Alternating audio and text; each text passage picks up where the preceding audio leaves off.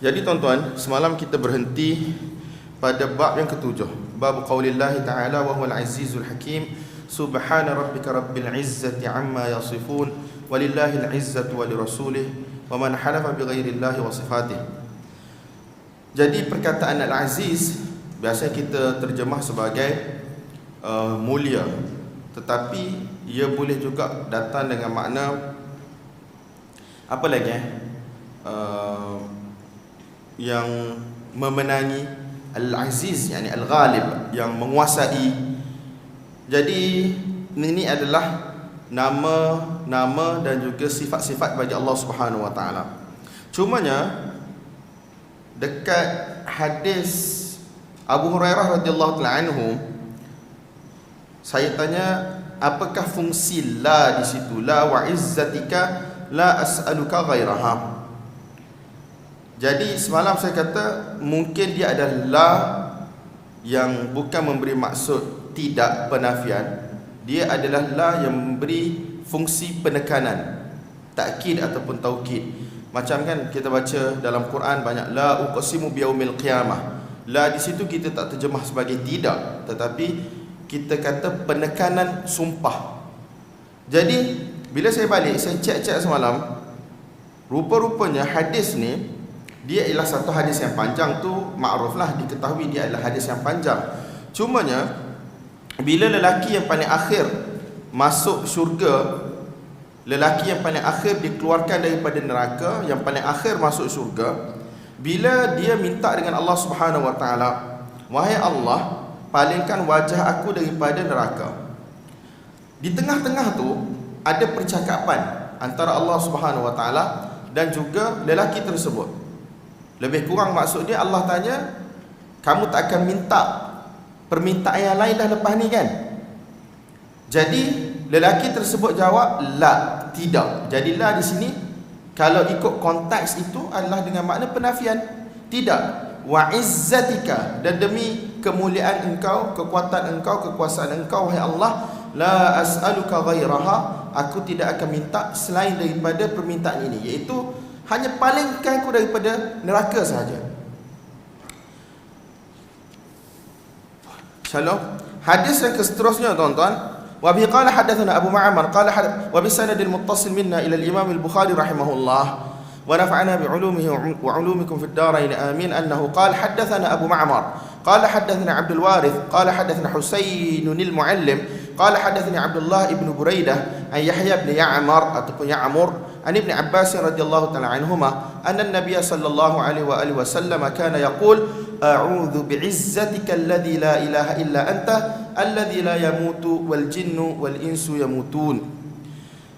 Ibn Abbas radhiyallahu ta'ala anhuma meriwayatkan bahawa Nabi sallallahu alaihi wa alihi wasallam sering kali mengucapkan, aku berlindung dengan kemuliaan engkau wahai Allah. Aku berlindung dengan kemuliaan engkau, yang mana tidak ada Tuhan selain daripada engkau, zat yang mana tidak akan mati-mati, sedangkan jin dan manusia akan mati. Jadi di sini Nabi sallallahu alaihi wasallam minta berlindung dengan apa tuan-tuan? Dengan izzahnya Allah Subhanahu wa taala. Izzah adalah sifat Allah, kemuliaan, kekuasaan Allah, dan sifat Allah bukan makhluk. Jadi boleh minta berlindung dengan, kan kita dah bagi tahu semalam kan, adakah sifat Allah tu dia adalah ainud zat, adakah dia itu zat ataupun ghairud zat, dibahaskan oleh para ulama. Cuma di sini Nabi sallallahu alaihi wasallam berdoa, a'udzu bi'izzatika, aku minta berlindung dengan izzah engkau wahai Allah. Izzah Allah bukan makhluk, sebab dia adalah sifat Allah, dan sifat Allah bukan makhluk. A'udzu bi'izzatika alladzi la ilaha illa anta, aku minta berlindung dengan kemuliaan, kekuatan engkau, yang mana tidak ada Tuhan selain daripada engkau, Tuhan yang mana tidak akan mati-mati, sedangkan jin dan manusia akan mati. Dalam kitab-kitab syarah, ulama kita bagi tahu Nabi sallallahu alaihi wasallam sebut jin dan manusia akan mati, tetapi Nabi tidak nafikan makhluk lain akan mati seperti malaikat. Ada orang kata kalau macam tu, jin dan manusia yang mati selain daripada tu tak matilah. Tak, berdasarkan dalil-dalil yang lain semua akan mati. Kan semalam kita dah baca hadis, selepas Allah Subhanahu Wa Taala hancurkan bumi, Allah Subhanahu Wa Taala genggam bumi dengan tangan kanannya, Allah Subhanahu Wa Taala lipat langit dengan tangan kanannya. Allah Subhanahu Wa Taala tanya untuk satu tempoh yang panjang, Anal Malik aina mulukul ard, akulah raja, di manakah raja-raja alam ini, bumi ini sebelum ini. Jadi tuan-tuan, semuanya mati.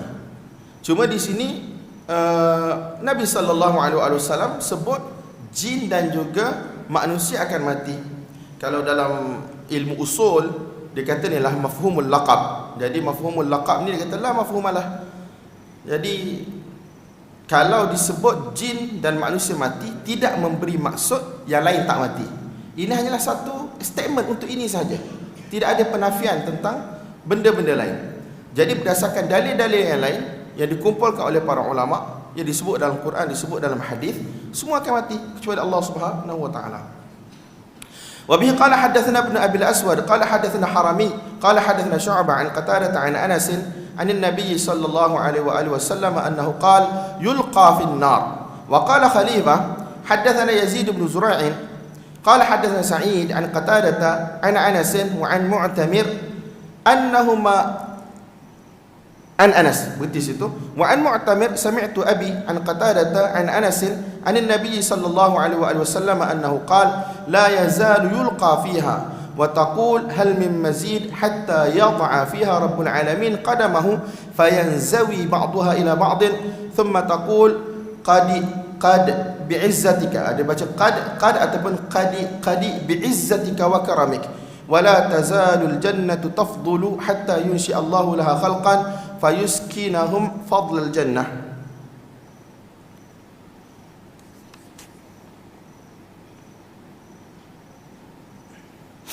Jadi tuan-tuan, dalam hadis ini Imam Bukhari rahmatullahi alaih dia bawa hadis ni daripada siapa? Daripada Qatadah, daripada Anas Ibn Malik radhiyallahu ta'ala anhu. Jadi ada beberapa jalur daripada Qatadah. Jalur yang pertama ialah jalur Syu'bah. Syu'bah riwayatkan daripada Qatadah daripada Anas. Jalur yang kedua adalah daripada jalur Sa'id. Sa'id di sini ialah Ibn Abi Arubah, antara anak murid kanan Qatadah Ibnu Da'amah Sadusi. Kemudian dia bawa daripada jalur Mu'tamir daripada ayah dia. Mu'tamir daripada ayah dia, Mu'tamir Ibnu Sulaiman Mu'tamir Ibnu Sulaiman At-Taimi. Jadi ayah dia Sulaiman telah riwayatkan juga daripada Qatadah daripada Anas radhiyallahu taala anhu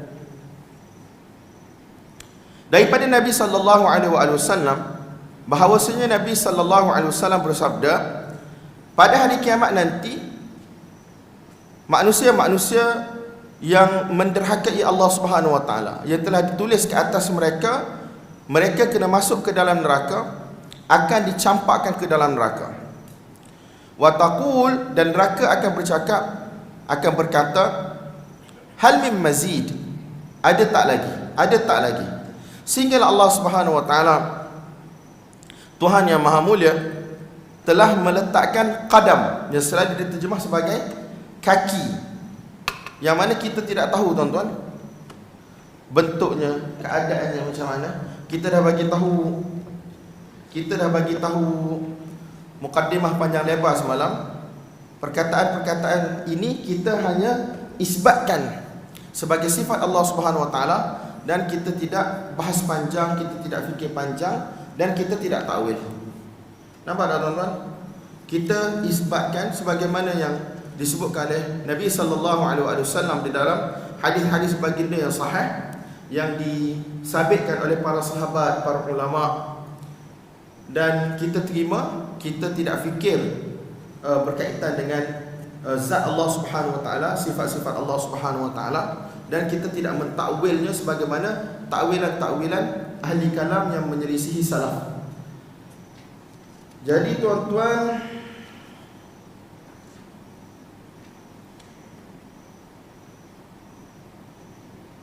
dalam terjemahan yang Jabatan Perdana Menteri pun dia kata sehingga Tuhan semesta alam meletakkan kakinya. Tapi tuan-tuan, kita akidah kita bina di atas orang kata dua neraca yang paling penting. Yang pertama ialah laisa kamitslihi syai'. Tidak sama dengan Allah Subhanahu Wa Taala itu segala sesuatu. Betul tak? Tidak ada yang sama. Dia panggil nakirah fi siyaqin nafi. Syai'un, sesuatu dalam bentuk nakirah, dia bukan bentuk ma'rifah, dan datang dalam siyak nafi, dalam konteks penafian, maka ya'um, maksud tidak ada satu benda pun yang sama dengan Allah Subhanahu Wa Taala. Dan kita tak pernah kata kaki itu, kalau tuan-tuan baca dalam kitab syarah Arab disebut al-jarihah. Al-jarihah tu maksudnya anggota yang macam kita ni lah. Jadi kita tak pernah kata sama dengan makhluk. Kita tak pernah kata sama dengan makhluk. Dan yang kedua, kita isbatkan sifat yang layak bagi Allah Subhanahu Wa Taala. Kita tidak tashbih, dan dalam masa sama kita tidak ta'til. Tidak ta'til ni kita tidak menafikan sifat. Dalam masalah isu ta'til ni kita kata mengosongkan ataupun tidak memfungsikan. Maksudnya kita nafikan sifat tersebut. Bagi orang yang ta'wil, dia kata dia tidak nafikan sifat. Dia kata dia ta'wil lah. Kalau yang nafikan sifat ni macam golongan Jahmiyah, Mu'tazilah, yang mana mereka menafikan sifat. Mereka kata Allah tidak ada sifat. Tetapi di sisi salaf, golongan yang mana mentakwil juga, sebenarnya mereka telah menafikan sifat. Sebab instead of ada dua sifat, macam dalam kes hadis ni, ada sifat kudrah dan juga ada sifat qadam, mereka kembalikan sifat itu kepada kudrah. Jadi tinggal satu je lah. Sebab tu mereka mengatakan golongan yang mentakwil juga adalah golongan yang mana mengosongkan Allah Subhanahu Wa Taala daripada sifat. Nampak tak tuan-tuan? Semua benda dikembalikan kepada kudrah, dikembalikan kepada kudrah, dikembalikan kepada kudrah. Jadi yang lain tu bukan sifat hakikiyah, bukan sifat hakiki bagi Allah Subhanahu Wa Taala. Sebab tu ulama-ulama salaf banyak nukilan daripada mereka isbat sifat berdasarkan hakikatnya. Bila mereka kata berdasarkan hakikatnya, ialah bukan majaz, bukan makna di sebalik. Bukan kudrah itu dengan, bukan yad, tangan itu dengan makna kudrah, iaitu kekuasaan, ataupun bukan dengan makna nikmat. Adakah kita bila kita mengharamkan takwil, kita kata Allah SWT tidak memberi nikmat? Bukan, kita kata Allah memberi nikmat. Adakah bila kita kata kita mengharamkan takwil yad kepada kudrah, maksudnya Allah tidak berkuasa? Na'udzubillah, tidak. Allah berkuasa, Allah memberi nikmat. Tetapi kita ada satu sifat lagi yang kita isbatkan sebagaimana yang ada di dalam Quran, ada dalam sunnah dan diisbatkan oleh salaf, iaitu sifat yad, tangan bagi Allah Subhanahu Wa Taala, bukan dengan makna majazi, bukan makna metafora, dan ia adalah satu sifat yang hakiki bagi Allah Subhanahu Wa Taala, yang mana kita tidak tahu hakikatnya macam mana dan kita tidak tahu kaifnya macam mana. Nampak tak tuan-tuan? Allahu Akbar.